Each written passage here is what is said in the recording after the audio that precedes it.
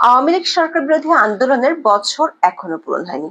তার আগে মূল কৃতিত্বের দাবি নিয়ে প্রকাশ্য সংঘাতে জড়িয়ে পড়ল আন্দোলনের সম্মুখ সারির নেতারা। এক পক্ষ অন্য পক্ষের বিরুদ্ধে দাগছে কামান। কিংস পার্টি এনসিপি নেতাদের দাবি তারাই ছিলেন চালকের আসনে। অন্যদিকে ছাত্র শিবিরের দাবি একেবারেই উল্টো। আন্দোলনকে সারা দেশে ছড়িয়ে দেওয়ার মেটিকুলাস ডিজাইনার হিসেবে নিজেদের তুলে ধরছে তারা। ছাত্র শিবিরের পক্ষে সরব হয়েছেন তাদের দেশি বিদেশি মিত্ররাও। সব মিলিয়ে প্রশ্ন উঠেছে, জুলাই আসলে কার? দুই পক্ষের রশ্মি টানাটানিতে একটি বিষয় পরিষ্কার, গত বছরের জুলাইয়ের আন্দোলনের শুরু কোটার মোড়কে হলেও মূল লক্ষ্য ছিল সরকারের পতন ঘটানো। নানান কৌশলে ধীরে ধীরে এতে ব্যবহার করা হয় সাধারণ মানুষের আবেগ। সরকার পতনের বছর না ঘুরতেই তাই কৃতিত্বের ভাগ বাটোয়ারা নিয়ে শুরু হয়েছে স্বার্থের সংঘাত। বিস্তারিত জানতে চলুন যাওয়া যাক বিশ্লেষণ।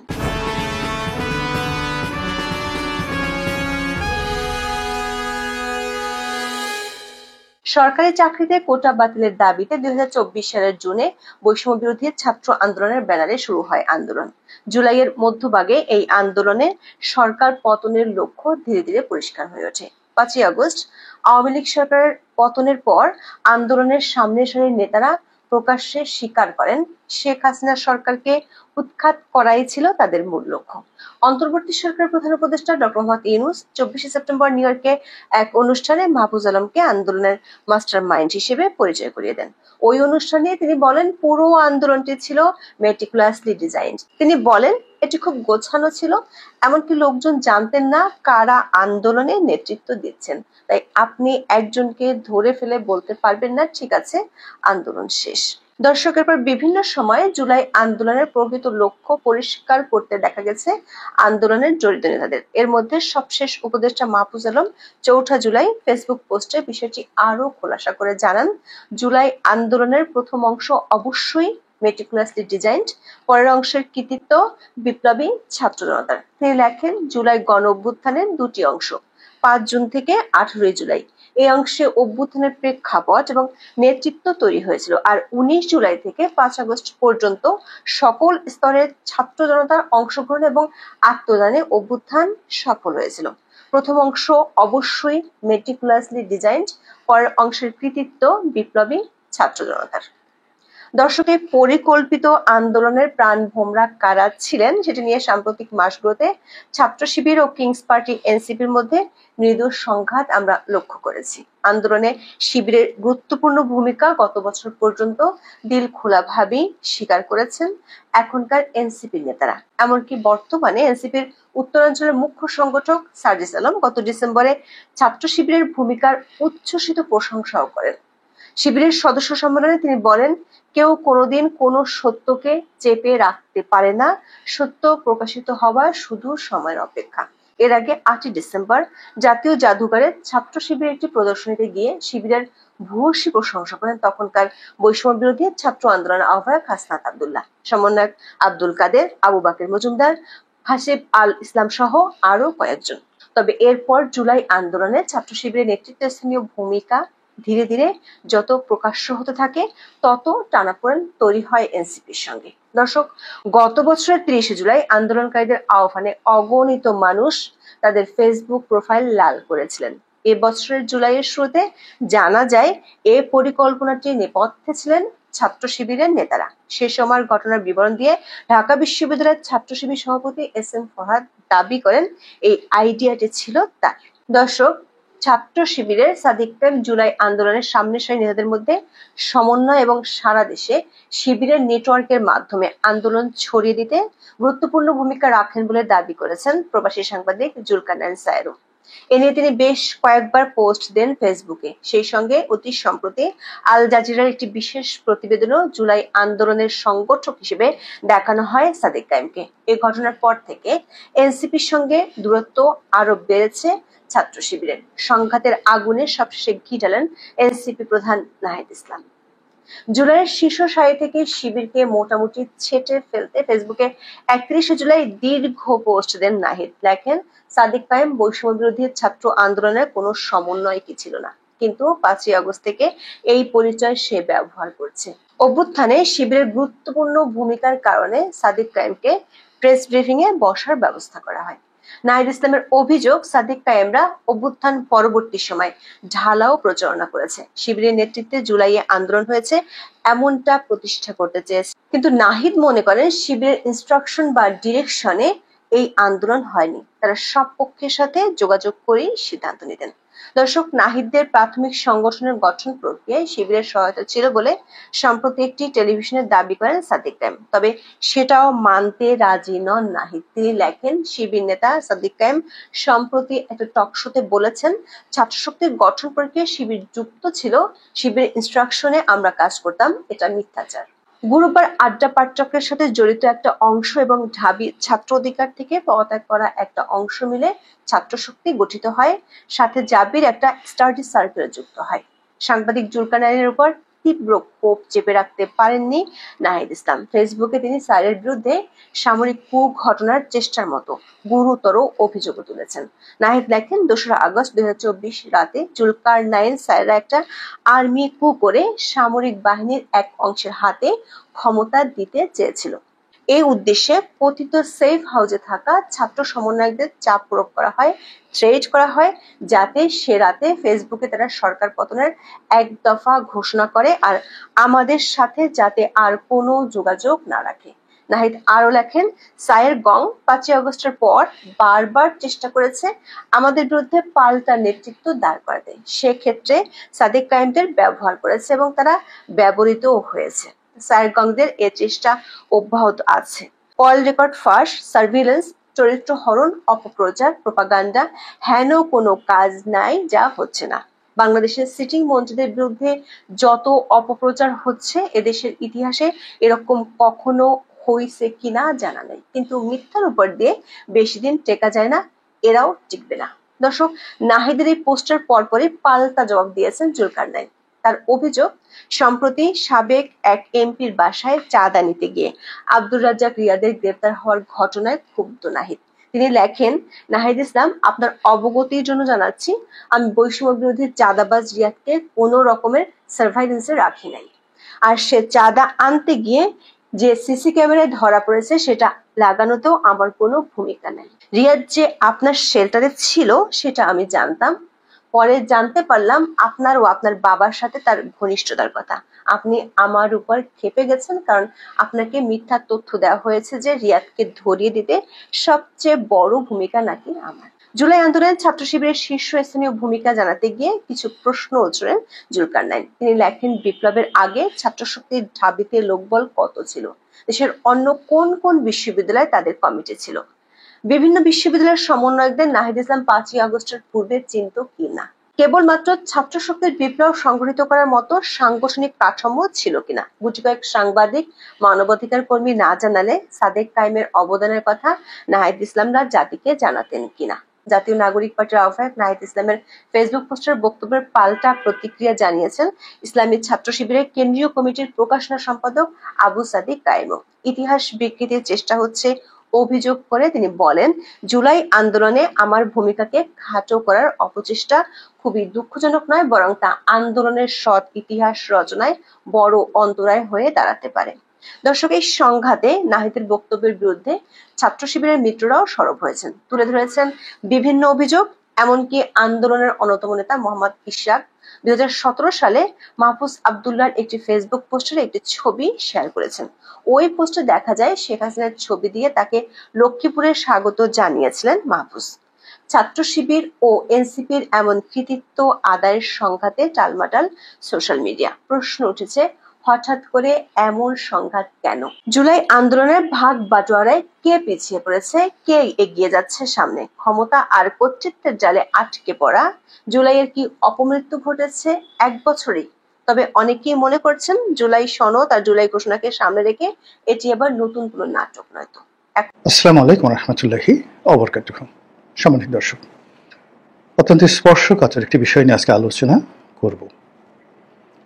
আপনারা জানেন যে আমাদের সামাজিক মাধ্যম এবং মূলধারার গণমাধ্যম ইতিমধ্যে একটা খবর বেশ গুরুত্ব সহকারে প্রচার করেছে।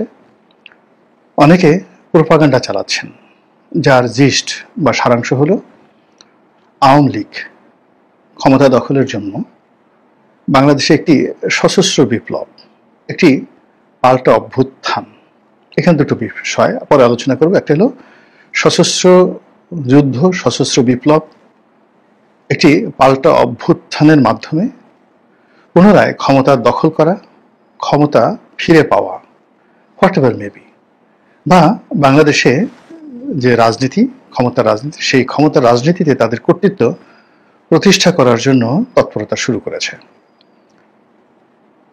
মজলুম সাংবাদিক মাহমুদুর রহমান, তাকে মজলুম বলা হয়, এবং আওয়ামী লীগ জমানাতে সবচেয়ে বেশি সাংবাদিকদের মধ্যে যিনি নিগৃহীত হয়েছেন, এবং সেই শত নিগ্রহের মধ্যেও তিনি তার যে আওয়ামী বিরোধিতা এবং তার যে জিহাদে কুল্লিয়া সরকারের বিরুদ্ধে, এটা তিনি সাহসিকতার সঙ্গে তিনি সবসময় করেছেন। এবং একটা সময় তিনি কৌশলগত কারণে বাংলাদেশ থেকে তুরস্কে চলে গিয়েছিলেন বা মালয়েশিয়াতে চলে গিয়েছিলেন। এর কারণ হলো তিনি দেখলেন যে বাংলাদেশে যদি তাকে থাকতে হয় তাহলে ফরহাদ মাজহারের মতো তাকেও চুপচাপ থাকতে হবে, আদারওয়াইজ তাকে মেরে ফেলবে। ফলে তিনি খুব কৌশল করে দেশের বাইরে গিয়েছিলেন এবং সেখানে গিয়েও কিন্তু তিনি তার কর্মকাণ্ড অব্যাহত রাখার চেষ্টা করেছেন। তিনি ইংল্যান্ড থেকে আমার দেশ পত্রিকার যে সার্কুলেশন বা পাবলিকেশন, এটা চেষ্টা করেছেন, যদিও সেটা তিনি সফল হতে পারেননি। তারপর বিভিন্ন লেখনী দ্বারা, সামাজিক মাধ্যমে, তারপরে ইউটিউব, ফেসবুকের যে জনপ্রিয় প্ল্যাটফর্মগুলো রয়েছে, সেখানে তিনি সাক্ষাৎকার দিয়ে, কথাবার্তা বলে তিনি তার যে আওয়ামী বিরোধী যে মনোভাব এবং ভারত বিরোধী তার যে জিহাদ এবং তার যে প্রো ইসলামিক চিন্তাভাবনা, ইসলামাইজেশনের চিন্তাভাবনা, সেটা তিনি চালিয়ে গেছেন। পট পরিবর্তনের পর তিনি বাংলাদেশে এসেছেন এবং তার যে পত্রিকা দৈনিক আমার দেশ, এটা তিনি আবার প্রকাশ করেছেন। সেই পত্রিকার সার্কুলেশন বা প্রভাব প্রতিপত্তি কেমন এটা আমি জানি না, যে তাদের আসলে এখন 1 লাখ সার্কুলেশন না 10,000 সার্কুলেশন আমি জানি না। কিন্তু মূল ব্যাপারটা হলো যে যেহেতু এটার সঙ্গে মাহমুদুর রহমান সাহেব আছেন, তিনি এখন ডক্টরেট ডিগ্রি প্রাপ্ত ডক্টর মাহমুদুর রহমান, বিদেশে বসে বসে তিনি বেকার জীবন কাটাননি, তিনি সেখানে বসে ডক্টরেট করেছেন। আর তিনি যথেষ্ট অধ্যয়ন করা মানুষ, পড়াশোনা করেন। আমি জেলখানাতে আমরা প্রায় 50 দিন একত্রে ছিলাম। তো তার মধ্যে পড়াশোনার যে আমি আগ্রহ দেখেছি, ওটা আমার মধ্যেও নেই। সারাক্ষণ তিনি হাতে তার একটা বই থাকবেই, এবং একটা বই আমার পড়তে যদি 7 দিন লাগে, তার পড়তে লাগে 2 দিন, বড় জোর 2 দিন। এবং তিনি আমার বইগুলো পড়তে চাইলেন ওই সময়টাতে, এবং আমি তাকে বেশ কয়েকটি বই দিলাম, আমার লেখা বইগুলো। এবং আমার লেখা বইগুলো আমি দেখলাম যে সে বড় বড় বইগুলো 2 দিনে বা 1 দিনে সে শেষ করে ফেললো। এবং ওই বইগুলো নিয়ে যখন আলাপ আলোচনা করলাম, দেখলাম যে তার সবই মোটামুটি যাকে বলা হয় পড়া হয়ে গেছে, এবং তিনি মনোযোগ সহকারে পড়েছেন। তো কাজেই তার পত্রিকায় 10,000 সার্কুলেশন হোক বা 10 লাখ সার্কুলেশন হোক, ডাজ নট ম্যাটার। তিনি যেটা বলেছেন আমি সেটা গুরুত্ব সহকারে বিবেচনা করতে চাই এবং এটার ইম্পর্টেন্স দিতে চাই, গুরুত্ব দিতে চাই। তার পত্রিকায় যে রিপোর্ট বের হয়েছে সেটি হলো বাংলাদেশের কয়েকটি গোয়েন্দা সংস্থা, ডিজিএফআই এবং এনএসআই, তারা যে রিপোর্ট সরকারের কাছে জমা দিয়েছে, সেক্ষেত্রে আওয়ামী লীগের তৎপরতা আর কথা বলা হয়েছে। এবং সেখানে বলা হয়েছে যে আওয়ামী লীগের নেতাকর্মীদেরকে বিভিন্ন ওয়ার্ড থেকে, ইউনিয়ন থেকে এবং ঢাকা শহরের বিভিন্ন থানা থেকে তাদেরকে বাছাই করা হয়েছে এবং তাদেরকে বিশেষ ট্রেনিং দেওয়া হচ্ছে। অবশ্যই সেটা অস্ত্রের ট্রেনিং দেওয়া হচ্ছে এবং নানা রকম অঘটন ঘটানোর জন্য তাদেরকে প্রস্তুত করা হচ্ছে। এই ধরনের একটা রিপোর্ট দৈনিক আমার দেশে এসেছে। দ্বিতীয়ত যে জিনিসটি হচ্ছে সেটি হলো এই কাজের জন্য নাম এসেছে সেই ডিবি মনিরের, যিনি পুলিশের এডিশনাল আইজি ছিলেন এবং এসবির প্রধান ছিলেন। মূলত তার যে এক্সপার্টিস সেটা হলো কাউন্টার টেরোরিজমে এবং জঙ্গি দমনে। পুরো শেখ হাসিনার জমানাতে সেটা জঙ্গি দমন হোক কিংবা জঙ্গি নাটক হোক, এটাকে অত্যন্ত সুচারুরূপে, অত্যন্ত অথেন্টিকেসির সঙ্গে বিশ্বাসযোগ্য করে এটিকে জনগণের সামনে উপস্থাপন করা এবং আওয়ামী লীগকে এটার বেনিফিট প্রদান করার জন্য সবচেয়ে সফল যে পুলিশ কর্মকর্তা ছিলেন তিনি জনাব মনির, ডিবি মনির। এখন সেই ডিবি মনির ধরাছোঁয়ার বাইরে আছেন, দেশে আছেন না দেশের বাইরে আছেন আল্লাহ জানেন, কিন্তু তাতে কানেক্টিভিটি আছে এবং তিনি জানেন কি করে কোন কাজ করতে হয়। আমার দেশের রিপোর্ট অনুযায়ী এই ডিবি মনির এই কাজটি করে যাচ্ছেন। তো ডিবি মনিরের পরে আরেকজন কর্মকর্তা আছেন, সেটা হলো ডিবি হারুন। তো ডিবি হারুন ডিআইজি পর্যন্ত হয়েছিলেন, এডিশনাল আইজি হননি। তিনি সর্বশেষ এই যে ডিবির প্রধান রূপে, মহানগর ডিবির প্রধান রূপে তিনি দায়িত্ব পালন করেছেন, এবং তার সে বিখ্যাত ভাতের হোটেল, এবং সেই হোটেলে তিনি এই যে এখন যারা কুশীলব, জুলাই আগস্ট বিপ্লবের যারা কুশীলব ছাত্র নেতাদেরকে তিনি সেখানে গ্রেপ্তার করে নিয়ে গিয়েছিলেন, তাদেরকে সেখানে জামাই আদরে তিনি রেখেছিলেন। এখন তার পক্ষ থেকে বলা হচ্ছে কিছু হয়নি, আর ছাত্র নেতারা বলছেন যে আমাদেরকে একদিকে পিটিয়েছে, একেবারে গরু ছাগলের মতো পিটিয়েছে, পাছা লাল করে দিয়েছে, এবং অনেকে সেই পশ্চাৎ দেশ এবং পৃষ্ঠদেশ সেই ডিবি অফিসের পিটুনিতে কিভাবে রক্তাক্ত হয়েছে সেই ছবিগুলো কিন্তু এখন ইন্টারনেটে ভাসছে। এবং এই ডিবি হারুন এতটা নির্মম নিষ্ঠুর, সে আবার আমাদেরকে পিটিয়ে আবার টেবিলে কাঁটা চামচ দিয়ে পোলাও কোরমার সামনে রেখে আমাদেরকে হাসি মুখে খেতে বলেছে, এবং আমরা খেয়েছি, আর সে ছবি তুলেছে। এরপর আমাদেরকে এত মারধর করার পরেও যাকে বলা হয় আমাদের পিতামাতাকে ডেকে এনেছে, তাদেরকে দিয়ে বিবৃতি দিয়েছে যে আমরা এখানে স্বেচ্ছায় এসেছি এবং এখন এখানে আছি নিরাপত্তার জন্য, বাইরে গেলে আমাদের মেরে ফেলবে, এই জন্য আমরা এখানে আছি। তো সেই ডিবি হারুন তো এখনো মরেননি, তিনি আছেন, তার সেই কৌশল আছে। তারপরে পুলিশের যে অন্য সকল কর্মকর্তা, যেটা আওয়ামী লীগের সময়টাতে তারা বিএনপির জন্য আজরাইল রূপে ছিলেন, এর মধ্যে একজন ছিলেন বিপ্লব হারুনের কথা তো আগেই বললাম। তো হারুন অনেকটা ডিপ্লোম্যাটিক ছিলেন, কিন্তু বিপ্লব ডাইরেক্ট ছিলেন। আরেকজন অফিসার ছিলেন মেহেদি, তো মেহেদি ছিলেন। এরকম এক ডজন পুলিশের যারা খুব নামকরা কর্মকর্তা, তারা মোরালে সবাই কিন্তু দেশের বাইরে নিরাপদে আছে, নিশ্চিন্তে আছেন, কিন্তু তাদের কানেক্টিভিটিগুলো কিন্তু রয়ে গেছে, ট্রেনিং রয়ে গেছে, অর্থবিত্ত সবকিছুই রয়ে গেছে। তো এই বিষয়গুলো একত্র করে আওয়ামী লীগের সেই সারা বাংলাদেশ থেকে যদি 50,000 লোককে ওয়ার্ড ভিত্তিক এইভাবে গোপনে ট্রেনিং দেওয়া হয়, এটা এই জনারণ্যে কত বড় ভয়ঙ্কর বিষয় হতে পারে। যে এই লোকগুলোর ট্রেনিং আছে কিভাবে বোমা মারতে হয়, এই লোকদের ট্রেনিং আছে কিভাবে বড় একটা সমাবেশ হচ্ছে বিএনপির বা জামাতের অন্য জায়গায়, সেই সমাবেশের মধ্যে গন্ডগোল করতে হয়, কিভাবে সেখানে একটা ককটেল ফুটাতে হয়, কিভাবে ব্রাশ ফায়ার করতে হয়, সেখানে কিভাবে জঙ্গি হামলা করতে হয়, এরকম একটা যেটাকে বলা হয় আত্মঘাতী এই ঘটনাগুলো আওয়ামী লীগের লোকদের অর্গানাইজ করে এই পুলিশের সাবেক কর্মকর্তা যারা আছেন, তার সঙ্গে অন্যান্য কর্মকর্তারাও থাকতে পারেন, এইরকম একটা রিপোর্ট গোয়েন্দারা নাকি তৈরি করেছে, মাহমুদুর রহমান পত্রিকায় ছাপা হয়েছে। এবং এটা সরকারের মধ্যে যথেষ্ট অস্থিরতা তৈরি করেছে, চঞ্চলতা তৈরি করেছে, আতঙ্ক তৈরি করেছে, এবং জনগণ আতঙ্কগ্রস্ত হয়ে পড়েছে।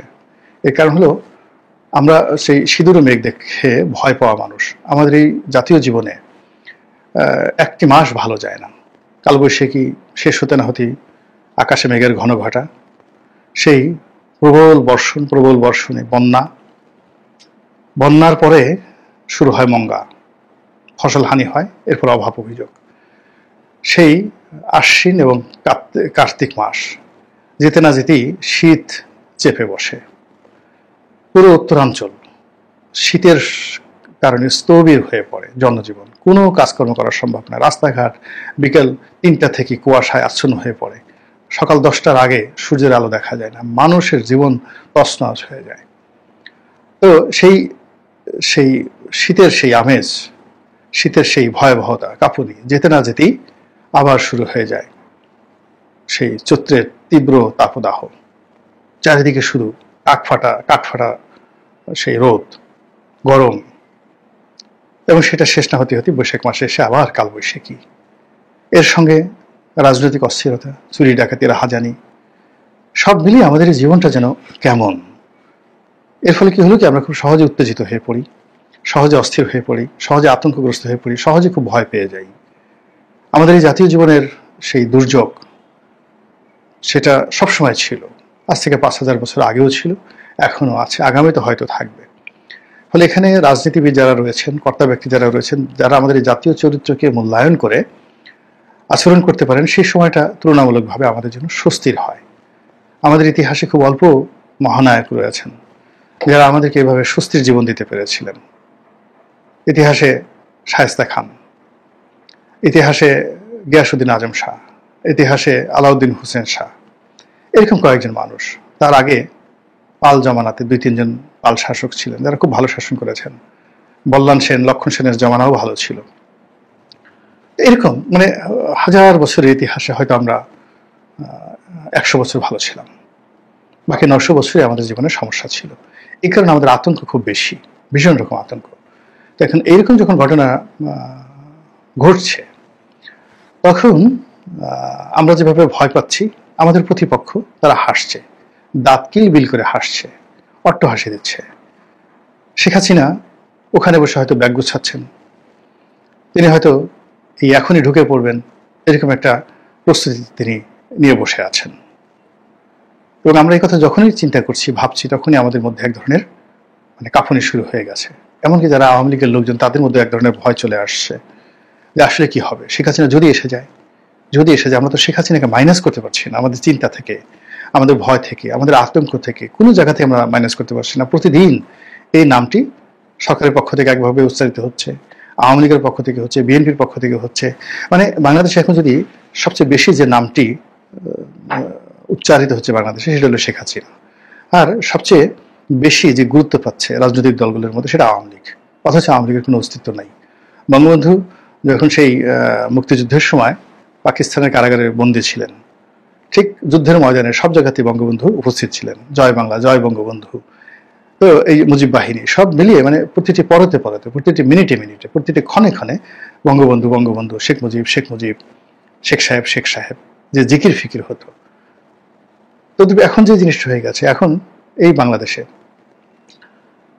অতীতের যে কোনো আতঙ্কের চাইতে, অতীতে আমরা যেমন বর্গীদের আক্রমণ দেখেছি, মগদের আক্রমণ দেখেছি, পর্তুগিজদের আক্রমণ দেখেছি, ঠকদের আক্রমণ দেখেছি, জাট এবং মেথ এদের আক্রমণ দেখেছি।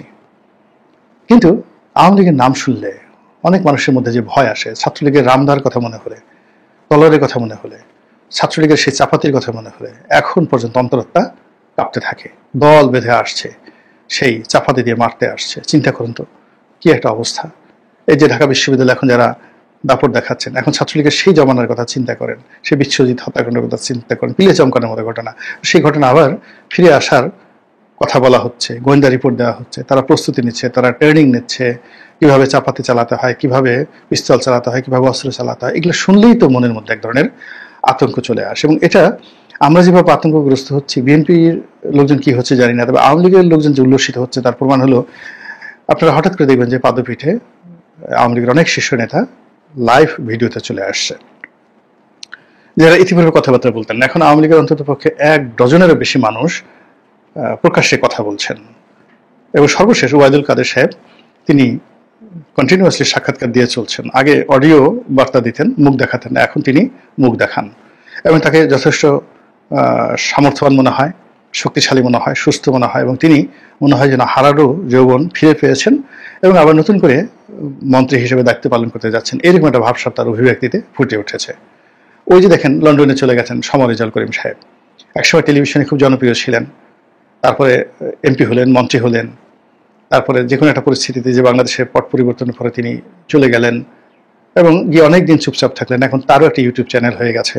তিনিও বিভিন্ন সেই ইউটিউব প্ল্যাটফর্মে এসে আওয়ামীপন্থী যারা সাংবাদিক আছেন দেশের বাইরে, সেটা ফজলুল বারী বলেন, সুলতানা রহমান বলেন, তারপর শেষে মোহাম্মদ ইসমাইল বলেন, অন্যান্য যারা আছেন সবার সঙ্গে ফাটিয়ে তিনি বক্তব্য দিয়ে যাচ্ছেন এবং তার সেই বক্তব্যগুলো লাখ লাখ মানুষ দেখছে, ফেসবুক, ইউটিউবে সেগুলো দেখছে। বাংলাদেশে থাকতেও তো তিনি এই টকশো করেই মূলত তো এমপিগিরি নমিনেশন পেয়েছিলেন, তো সেই মানুষ তো এখন কথা বলছে। তারপরে শেষে অনেকেই কথা বলছে, মহিবুল হাসান চৌধুরী কথা বলছেন, তারপরে আব্দুর রহমান সাহেব কথা বলছেন, জাহাঙ্গীর কবির নানক কথা বলছেন। মানে যেই মানুষগুলো কথা বলতেন না, এখন তারা সবাই মোরাললেস কথা বলা শুরু করেছেন এবং এই কথা জ্যামিতিক হারে বাড়তে থাকবে, জ্যামিতিক হারে এই কথাগুলো বাড়তে থাকবে। আর আগের সেই আরিফ জেকটিক, তারপরে শেষে যাকে বলা হয় নিঝুম মজুমদার, তারা তো আসেনি। তো এদের যারা মানে খুব উগ্রভাবে আওয়ামী লীগকে সমর্থন করেন এবং প্রতিপক্ষকে খুব নিষ্ঠুরভাবে মোকাবেলা করেন, এই যে ফোর্সটি যেটি মূলত গণজাগরণ মঞ্চ থেকে তৈরি হয়েছিল, সেই গণজাগরণ মঞ্চের ফোর্সটি আবার নতুন করে মাথা ছাড়া দিয়ে উঠেছে এবং তারা আওয়ামী লীগের পক্ষে ন্যারেটিভ তৈরি করছে, ডক্টর মোহাম্মদ ইউনূসের বিপক্ষে ন্যারেটিভ তৈরি করছে, আওয়ামী লীগে ফিরে আসার জন্য একটা পথ তৈরি করছে এবং আগামীতে আওয়ামী লীগের যারা প্রতিপক্ষ হবেন তাদের ক্যারেক্টার অ্যাসাসিনেশন শুরু করে দিয়েছেন। বিএনপির আসল চরিত্র কি, জামাতের আসল চরিত্র কি, এই 11 মাসে তারা কি কি করেছেন, ডক্টর মোহাম্মদ ইউনূসের আসল চরিত্র কি, এখন তারা বলার চেষ্টা করেছেন সারা বাংলাদেশে আমরা কেউ যেটা বুঝতে পারিনি, এটা শেখ হাসিনা বুঝেছেন। এবং শেখ হাসিনা যে কত সঠিক ছিলেন, 2009 সনে তিনি ডক্টর ইউনূসকে নিয়ে যে কথা বলেছেন, সারা বাংলাদেশ তার বিরোধিতা করেছে। কিন্তু এখন বুঝুন ঠেলাটা, এখন বুঝুন ঠেলাটা। তো এই যে ন্যারেটিভগুলো তারা তৈরি করছেন, এর বিরুদ্ধে, এর বিপক্ষে সম্মিলিতভাবে বিএনপি কিছু করতে পারছে না, জামাত কিছু করতে পারছে না, আওয়ামী লীগ কিছু, মানে ডক্টর মোহাম্মদ ইউনূস কিছু করতে পারছে না। কিন্তু আওয়ামী লীগের যে বিরুদ্ধ পক্ষগুলো তারা কিন্তু নিজেরা দ্বন্দ্ব সংঘাত করছে। এখন আওয়ামী লীগ একেবারে এক দফা গোল করে যাচ্ছে, ডাইরেক্ট গোল করে যাচ্ছে, আর অন্যদিকে যারা মানে যাকে বলা হয় আওয়ামী বিরোধী শক্তি রয়েছে, তারা তাদের নিজেদের মধ্যে অন্তর্দ্বন্দ্ব হয়ে তারা নিজেদের গোল পোস্টে, মানে নিজেদের দিকে নিজেরা গোল করার জন্য তারা যাকে বলা হয় সর্বশক্তি নিয়োগ করছে। ধরুন একটা ফুটবল মাঠ, একদিকে আওয়ামী লীগের 11টা প্লেয়ার, অন্যদিকে Jamaat, BNP, NCP, doctor Mohammad Yunus তাদের 11টা প্লেয়ার খেলছে পুরোদমে। এখন আওয়ামী লীগ দেখলো যে আওয়ামী লীগের দিকে গোল করবে সমস্ত দলগুলো 11টা প্লেয়ার, তা না করে সেই 11টা প্লেয়ার তারা নিজেরা নিজেদের দিকে গোল করছে। আর এই সুযোগে আওয়ামী লীগের যারা লোকজন রয়েছেন তারা পাইকারি হারে গোল করে যাচ্ছেন এই তাদের প্রতিপক্ষের বিরুদ্ধে। ফলে এখানে আওয়ামী লীগের গোল প্লাস ওদের যে নিজেদের আত্মঘাতী গোল, এই আত্মঘাতী গোলে মানে এখন ওই পক্ষে যারা গোলকিপার আছেন তাদের তো চোখ কান সব ভোটা হয়ে গেছে, গোল পোস্ট ভরে গেছে গোলে। এবং এই গোলের কারণে সারা বাংলাদেশে যে গোলমালে একটা পরিস্থিতি তৈরি হয়েছে, যে অস্থিরতা তৈরি হয়েছে, যা কিনা এই মুহূর্তে বাংলাদেশের সব কিছু স্থবির করে দিয়েছে। মহান আল্লাহ আমাদের সবাইকে হেদায়েত দান করুন এবং হেফাজত করুন। আসসালামু আলাইকুম ওয়া রাহমাতুল্লাহি ওয়া বারাকাতুহু।